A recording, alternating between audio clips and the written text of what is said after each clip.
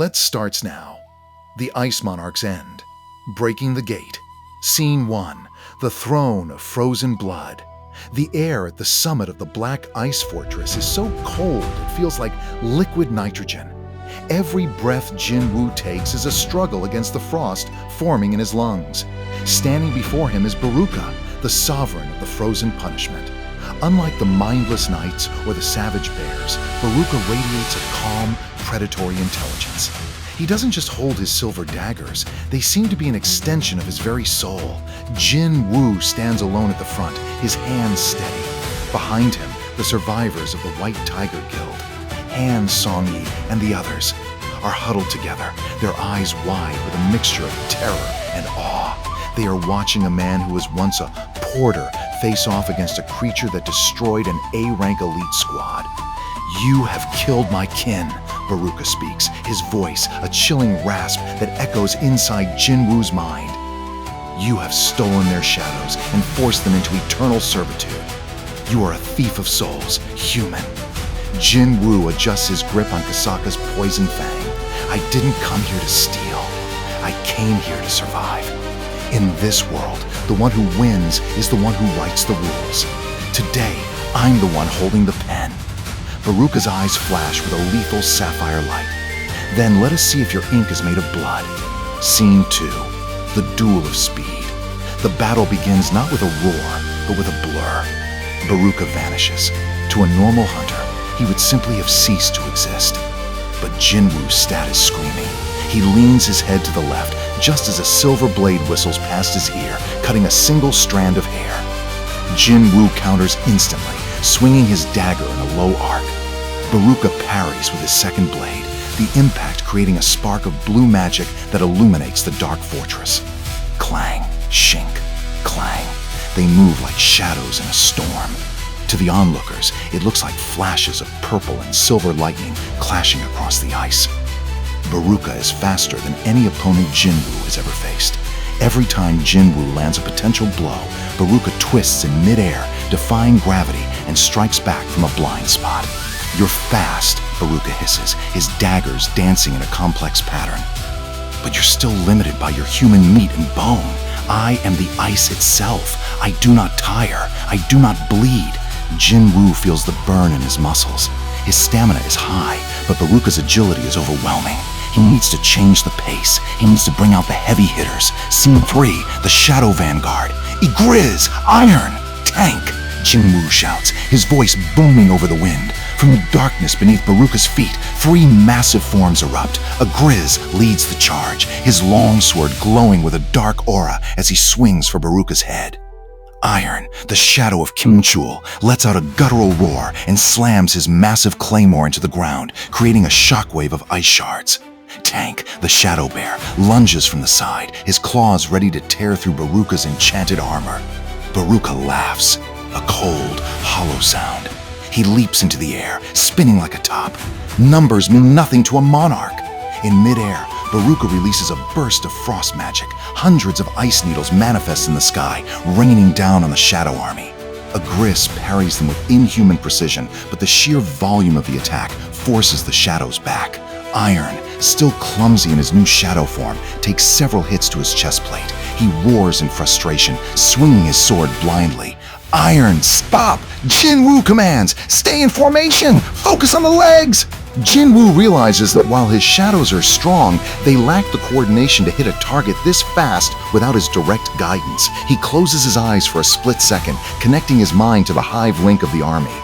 Igris, left flank, tank, from above. Iron, just be a wall. Scene 4. The Monarch's Trap. The Shadows reposition.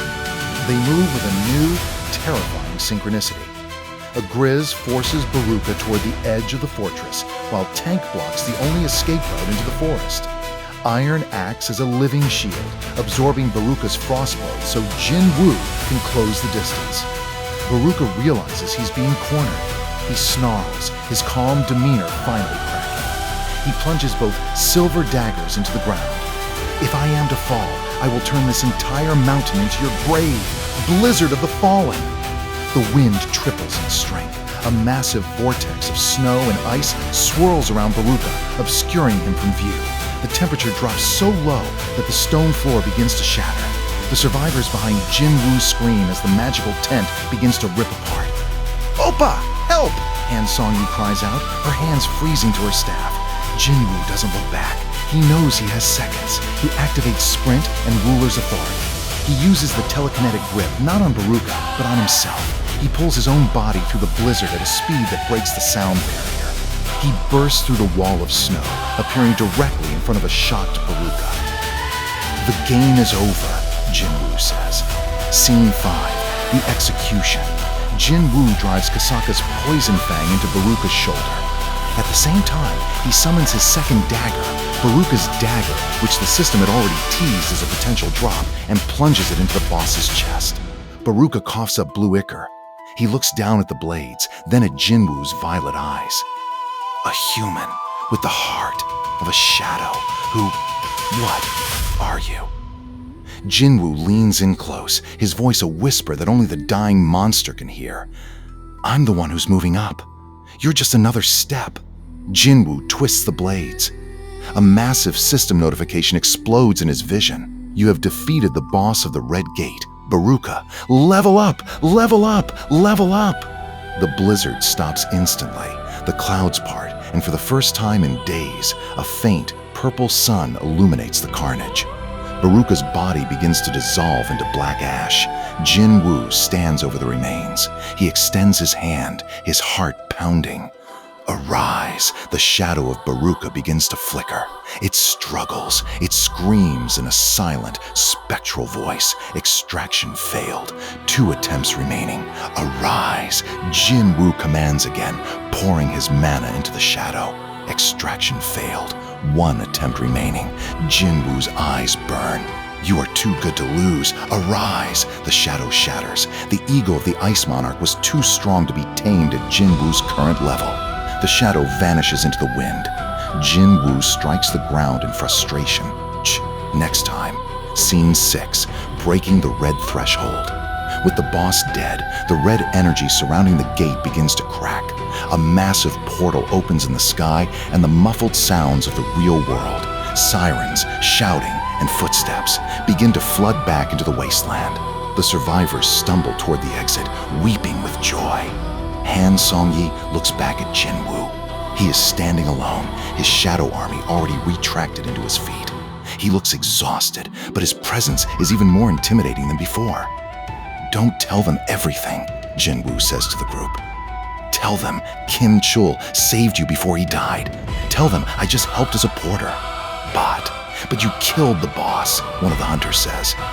"If the world knows what I am right now, I won't be able to finish what I started," Jin-Woo says, his gaze turning cold. "Do you understand?" The hunters nod quickly. They are more afraid of Jin-Woo than they are of the association. Scene 7. The world awakes. They step through the portal and are immediately blinded by the camera flashes of the press and the bright yellow jackets of the Hunter Association medical teams. Baek Yoon-ho, the leader of the White Tiger Guild, is standing at the front, his face a mask of grief and confusion. "Where is Kim Chul?" Baek asks, his voice trembling. The survivors look at each other.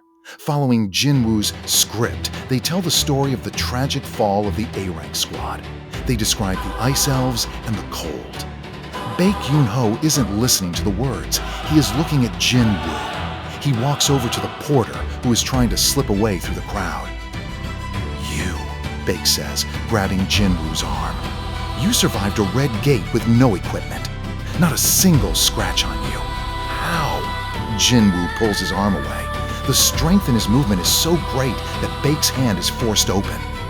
"I'm lucky, I guess. Now, if you'll excuse me, I have a sister to check on." Baek watches him leave, his beast-like instincts screaming. That man didn't just survive. He conquered that place. He smells like the blood of a monarch. Scene 8. The aftermath and the minor plan. The news of the Red Gate disaster hits the headlines. White Tiger Guild loses elite rank squad while the public mourns. The high rankers are focused on the mysterious porter who walked out of the gate with 7 survivors. Jin-Woo is at home looking at his new rewards.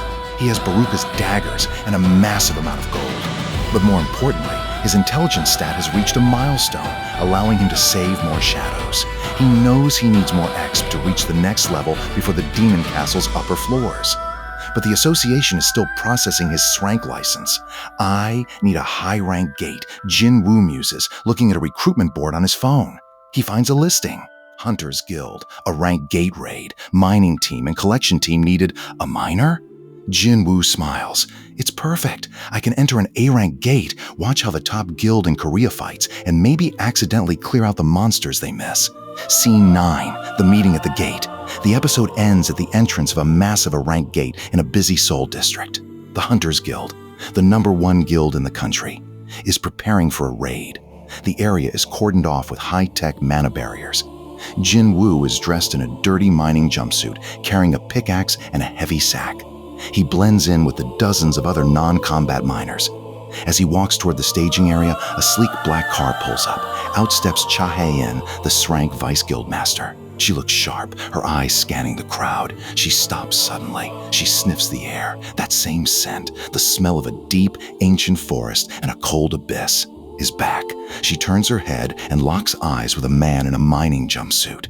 Jin-Woo tipped his hat down, but he didn't look away.